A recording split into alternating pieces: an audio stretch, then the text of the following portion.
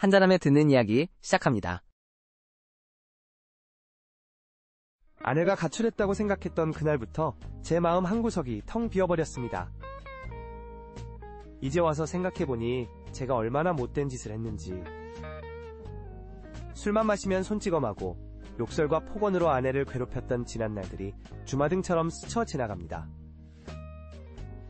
1년 전 아내는 아무 말도 없이 집을 나갔습니다. 처음에는 며칠 뒤면 돌아오겠지 했는데 한 달, 두 달이 지나도 소식이 없었죠. 경찰서에도 수소문해보고 아는 친척들한테도 연락해봤지만 아무도 아내의 행방을 모른다고 했습니다. 그러다 어제 우연히 시장에서 마주친 이웃집 할머니께 충격적인 이야기를 들었습니다. 아내가 우리 아들 집에서 살고 있다는 거였죠. 처음엔 그럴 리가 없다고 생각했습니다. 아들과는 일주일에 한 번씩 통화도 하고 가끔 손주들 보러 놀러도 가는데 그동안 단 한 번도 아내를 본 적이 없었거든요. 그날 밤 잠을 이루지 못하고 뒤척이다가 아들 집으로 향했습니다. 새벽 5시 아들 집 현관 앞에서 한참을 서성이다가 문득 베란다 쪽을 올려다봤는데 거기서 아내를 보고 말았습니다. 손주들 빨래를 정리하고 있더군요. 1년 만에 보는 아내의 모습은 제가 기억하던 것보다 훨씬 평화로워 보였습니다. 그 순간 가슴 한켠이 찢어지는 것 같았습니다. 30년을 함께 살면서 제가 언제 한 번이라도 아내에게 저런 평화로운 표정을 짓게 해준 적이 있었나. 아들과 며느리는 이 사실을 알면서도 저한테 말하지 않았던 거고 아내는 제 폭력을 피해 도망가서 1년이나 숨어 지내고 있었던 겁니다. 집으로 돌아오는 길 술을 한 잔 마시며 지난 날들을 돌이켜봤습니다.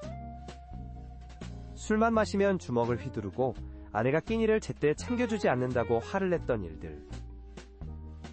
며느리 앞에서도 아내를 무시하고 함부로 대했던 기억들이 떠올랐습니다. 그동안 제가 얼마나 많은 상처를 줬기에 아내는 이렇게까지 해서 저를 피해야 했을까요? 술 기운에 비틀거리며 집으로 돌아와 보니 텅 빈 집안이 더욱 쓸쓸하게 느껴졌습니다. 식탁 위에는 1년 전 아내가 마지막으로 차려놓았던 밥그릇이 그대로 놓여있더군요. 그동안 한 번도 치우지 못했습니다. 아내가 돌아올 거란 희망을 버리지 못했거든요. 그날 이후로 매일 아침 아들 집 근처를 서성거렸습니다. 멀리서나마 아내의 모습을 보고 싶었죠. 아내는 이른 아침마다 손주들 도시락을 싸서 배용하고 며느리가 출근할 때면 현관문 앞까지 나와 배용을 했습니다. 그 모습을 지켜보면서 가슴 한켠이 무너져 내렸습니다. 어느 날은 아내가 손주들과 함께 공원에서 웃으며 놀아주는 모습을 봤습니다. 제가 아는 아내의 웃음이 아니었어요. 그동안 제 앞에서는 한 번도 보여주지 않았던 진심으로 행복해 보이는 표정이었죠. 그제야 깨달았습니다. 제가 얼마나 큰 죄를 지었는지. 결국 견디다 못해 아들에게 전화를 걸었습니다. 떨리는 목소리로 물었죠.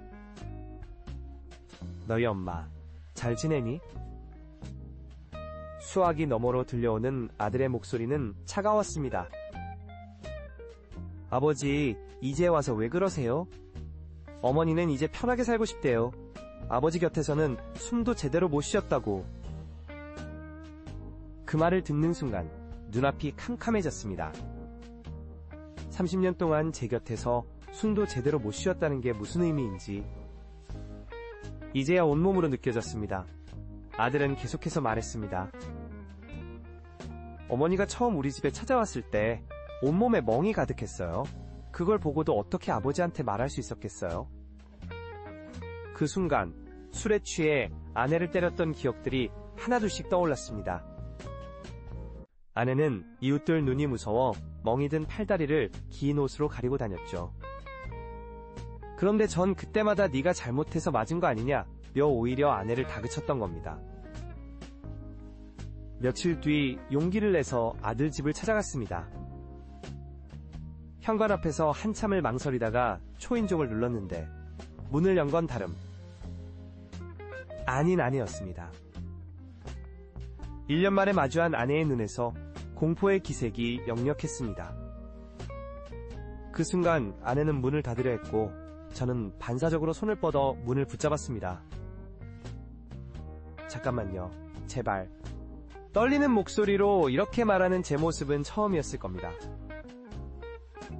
문틈 사이로 보이는 아내의 얼굴이 하얗게 질려 있었죠. 그때 뒤에서 아들이 나타났습니다. 아버지, 이러시면 안 됩니다. 어머니가 얼마나 무서워하시는지 보이지 않으세요? 그 말에 손에서 힘이 빠졌습니다.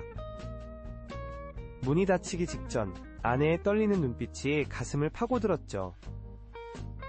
그제야 깨달았습니다. 제가 얼마나 무서운 존재였는지. 30년 동안 아내에게 저는 폭군이었던 겁니다. 그날 이후로 술을 끊었습니다. 매일 아침 거울을 보며 다짐했죠. 다시는 폭력적인 모습을 보이지 말자. 내가 변하지 않으면 명령 아내를 잃게 될지도 모른다. 3개월 동안 알코올 중독 치료도 받고 분노 조절 상담도 받았습니다. 6개월이 지난 어느 날 아들에게서 연락이 왔습니다. 아버지, 정말 변하고 싶으신 거예요? 떨리는 마음으로 대답했죠. 그래. 이제는 너희 어머니한테 상처 주고 싶지 않구나. 다음 날 아들과 함께 가정폭력 피해자 보호시설을 찾아갔습니다. 그곳에서 비슷한 경험을 한 다른 가해자들과 함께 교육도 받고 반성문도 썼죠. 매주 토요일마다 그곳을 찾아가면서 제 안의 폭력성이 조금씩 줄어드는 걸 느꼈습니다. 1년이 지난 지금 아내는 조심스럽게 저와 마주 앉아 이야기를 나눌 수 있을 정도가 됐습니다. 처음으로 제대로 된 사과를 했죠. 당신한테 정말 미안해. 이제는 내가 변했다는 걸 보여주고 싶어. 아내는 말없이 고개를 끄덕였습니다. 지금은 일주일에 한 번 아들네 집에서 손주들과 함께 식사를 합니다. 아직 아내는 저와 같은 집에서 살 생각이 없다고 하지만 괜찮습니다. 천천히, 아주 천천히 신뢰를 회복해 나가면 되니까요. 때로는 한 걸음 물러서는 것이 진정한 사랑일 수 있다는 걸 이제야 깨달았습니다. 여러분은 어떠셨나요? 비슷한 사연이 있다면 댓글로 함께 나눠주세요.